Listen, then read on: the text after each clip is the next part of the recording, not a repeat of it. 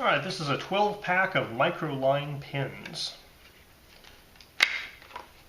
So each pen has the color on the tip up here, and it has the 0-1 sizing on it as well. It's basically a 0.25 millimeter line.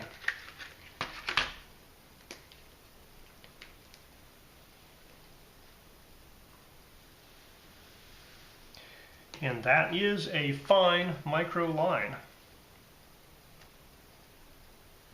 There's also the color indicator on the rear of the pen as well. The plastic here, this is kind of a silver. I think it would show up a little better on a black paper.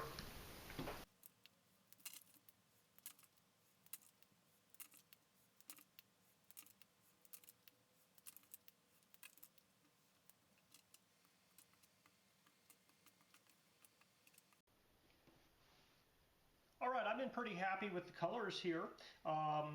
The red is definitely distinct from the orange, and we have nice purples and dark blues and the light blues here, green versus dark green versus light green.